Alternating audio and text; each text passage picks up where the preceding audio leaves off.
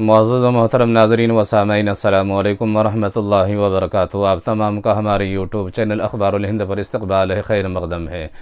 پیارے ناظرین و سامعین، آج کی جو گفتگو ہے بڑی اہم گفتگو ہے، اور جو ویڈیو آپ کے سامنے پیش کرنے جا رہا ہوں بڑی اہم ویڈیو ہے، جسے دیکھ کر اور جسے سن کر یقیناً آپ کو بڑا فائدہ ہوگا۔ تو آپ سے گزارش ہے کہ ویڈیو کا آخر تک دیکھیے، اور اگر آپ چینل پر نئے ہیں تو چینل کو سبسکرائب کرنا نہ بھولیے۔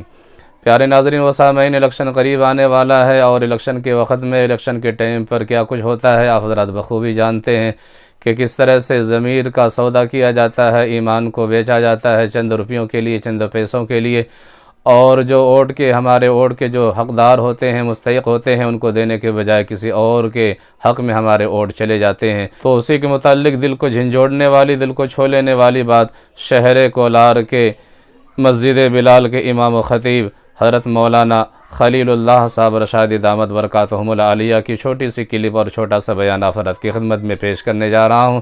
امید ہے کہ یہ ویڈیو آپ کو بہت پسند آئے گی۔ ابھی الیکشن قریب آ رہا ہے، دیکھو نوجوانوں کا انجام، مالداروں کا حال، ہماری ماؤں، ہماری بہنوں کا انجام۔ کیوں؟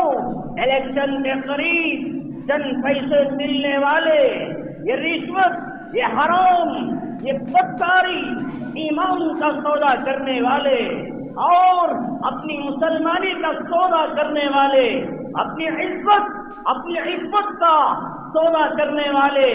دیکھیے وہ موسم میں الیکشن آنے کے بعد ہماری قوم کا، دوسرے لوگوں کا مجھے کوئی لینا دینا نہیں، اپنی قوم کا حال کیا ہوتا ہے۔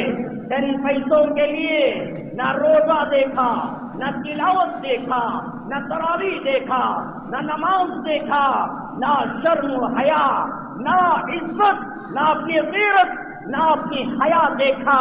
چند پیسوں کے لیے یہ بکنے والے اور اپنے یقین کا یہ سودا کرنے والے، چند پیسوں کے لیے حرام کے دروازوں پر چلے گئے۔